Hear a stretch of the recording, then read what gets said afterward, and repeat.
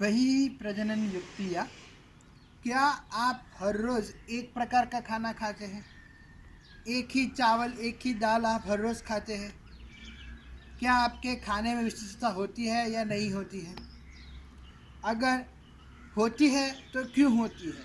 ताकि आपको समतोल पोषण या संतुलित पोषण मिल सके, क्योंकि हमारे आहार में सभी द्रव्य हमें एक ही आहार से नहीं मिल सकते। इसीलिए हमें अलग अलग प्रकार के आहारों को ग्रहण करना आवश्यक होता है।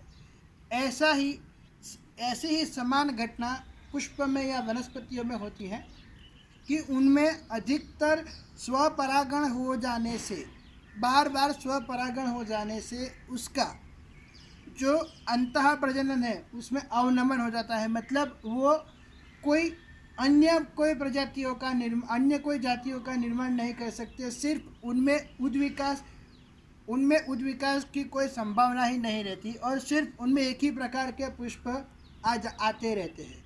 तो इस घटना को रोकने के लिए वनस्पतियों में अलग अलग प्रकार के 3 साधन दिए हुए हैं।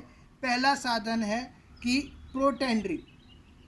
मतलब प्रोटेंड्री का मतलब है कि हमने पहले ही देखा कि स्वपरागण के लिए नर पुष्प एवं मादा पुष्प दोनों, मतलब पुंकेसर और स्त्री केसर दोनों को एक ही समय पर विकसित होना आवश्यक है। पर इस प्रकार में क्या होता है कि प्रोटेंड्री में या तो पहले पराग अवमुक्त हो जाती है और स्त्री केसर के जो वर्तिकाग्र है वो बाद में उसको ग्रहण करने के लिए विकसित होते हैं। दूसरा है प्रोटोगाइनी। इसमें क्या होता है कि स्त्री केसर पहले विकसित हो जाता है पराग को ग्राह्य करने के लिए, लेकिन वो जो स्त्री पुंकेसर है वो पुंकेसर या पराग वो अभी तक मुक्त नहीं होते हैं। तो ये हुआ प्रोटोगाइनी। प्रोटेंड्री आप समझ गए कि पहले परागण का विकसित होकर निषेचित परागण का विकसित होकर उस पर चले, परागण का पहले विकसित होना तथा प्रोटोगाइनी में स्त्री केसर का पहले विकसित होना, दोनों में समान है। अब एक तीसरा प्रकार है कि चलो दोनों भी हो गए, दोनों एक साथ हो भी गए, लेकिन फिर भी हमें उसको स्वपरागण की क्रिया नहीं होने देनी है।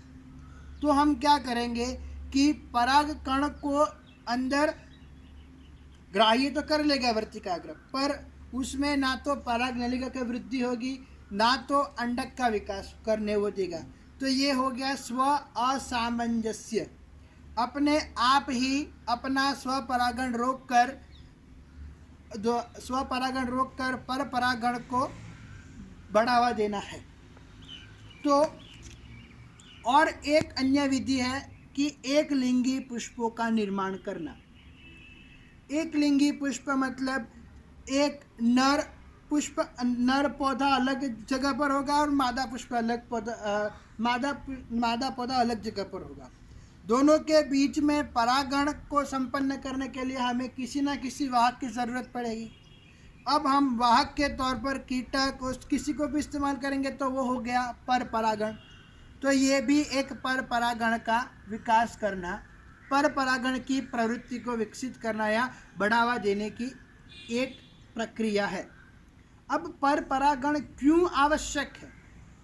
पर परागण इसलिए आवश्यक है क्योंकि उसमें वनस्पति की उत्क्रांति और उद्विकासीय लक्षणों का हम समावेश कर सकते हैं। हम नई प्रजातियां या जातियों की खोज सिर्फ और सिर्फ पर परागण के द्वारा ही कर सकते हैं, बाकी कोई विधि नहीं है। हमें अपने इच्छित लक्षणों वाली वनस्पति चाहिए तो हम सिर्फ और सिर्फ पर परागण का ही सहारा ले सकते हैं और कोई विधि नहीं है। क्योंकि अभी तो बहुत सारी जेनेटिक इंजीनियरिंग और बहुत सारी वैरायटीज़ आ गई है पुष्प में। आप देखते हैं कि एक ही गुलाब के पुष्प में या एक ही गुलाब के पौधे में अलग अलग रंग के पौधे, अलग अलग रंग के गुलाब दिखते हैं। तो वो क्या है? वो पर परागण के द्वारा ही बनाए हुए पर परागण की प्रक्रिया से ही बनाए हुए पौधे हैं, क्रॉस पॉलिनेशन से ही बनाए हुए पौधे हैं। तो ये क्यों रोकना है? अगर हम एक ही प्रकार के पुष्पों का निर्माण करते जाएंगे तो उसकी उत्तरजीविता खत्म हो जाएगी, मतलब वायबिलिटी होगी वो खत्म हो जाएगी। तो हमें उसकी उत्तरजीविता को बचाने के लिए हमें पर परागण की अत्यंत आवश्यकता है। क्या आप समझ सकते हैं कि परागकण और वर्तिकाग्र के बीच भी संवाद होता है? वर्तिकाग्र भी अपने अपने पराग और अन्य पराग को समझ पाता है। तो ये प्रक्रिया है पराग स्त्री केसर संकर्षण। इसमें क्या होता है कि आपको पता है कि हवा के द्वारा या किसी भी पराग वाहक के द्वारा पराग कण जो होते हैं वो बड़ी मात्रा में वर्तिकाग्र पर स्थित होते हैं। अब जैसे ही वर्तिकाग्र पर स्थित होंगे वर्तिका को पता चल जाएगा कि ये अपने ही पुष्प का है या किसी अन्य पुष्प का है। तो वो क्या करेगी कि अब अन्य पुष्प की अगर परागरज होगी तो उसमें पराग नलिका का विकास नहीं होने देगी, सीधा ही वो क्या करेगी, उसको नष्ट कर देगी और अपने ही पराग कण को विकसित होने देगी। उसको ये पहचान शक्ति एक रसायनानुचलन के द्वारा मिलती है। ये स्त्री केसर वर्तिकाग्र पर मैलिक एसिड का स्राव करता है, जिसके द्वारा पराग कण उस रसायन